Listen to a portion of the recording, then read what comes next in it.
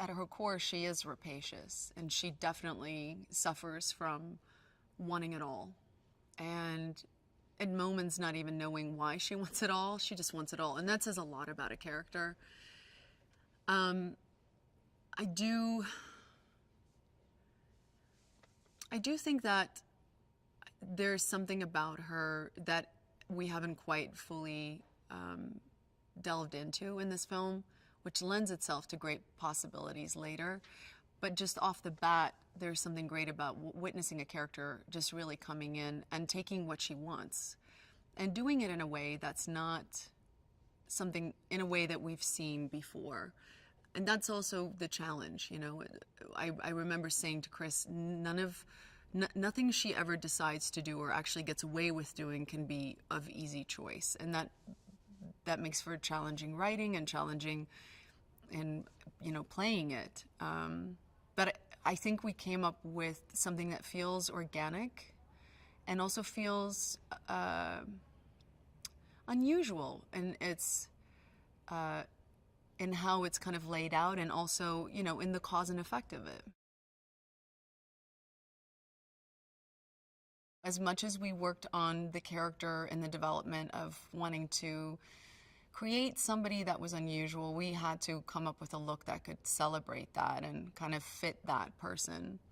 And my assistant actually came up with the hair. She just kind of out of nowhere said, "You should do dreadlocks." And I think everybody went to like the, you know, the quintessential idea of what you have when you think of dreadlocks, but kind of figuring out a way to finesse that into something that was very sleek and almost dangerous looking. Like her hair could be weapons, like her hair could hurt you, but still at the same time really beautiful. That was really fun. The clothes were a lot of fun. I just, you know, I didn't want to do the tight little business dresses or business suits that everybody kind of thought of initially for her. There was something I thought of with her. She was more artistic than that. There was something, even though she's so evil, there's something kind of cool about her. The reason why she chooses him is because he might have the most vulnerable aspect to his character than any of the other characters. And that makes her even more delicious because she can kind of prey on those vulnerabilities. And I don't think any of the other characters would have lent themselves to the possibility of forcing somebody into a corner the way Dom allows her to do that. And so there are things that are so important to Dom's character, to Dom as a character, that the threat of losing any of those things makes him more of a pawn for her. And I think that's why she chooses him.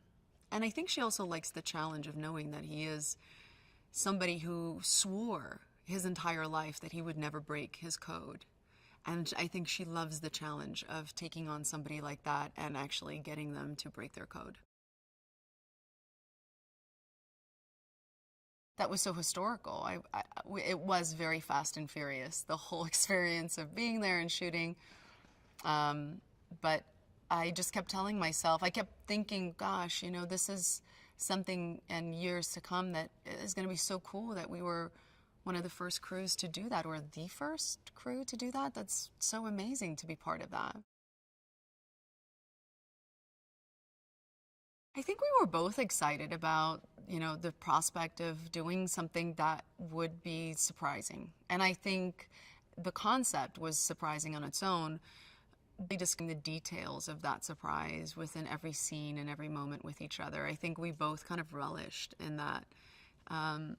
And it was a little bit like, you know, we would show up every day, we knew what the space was, and it 90% of the time was just me and him in the room shooting, you know, 5-6 pages of dialogue.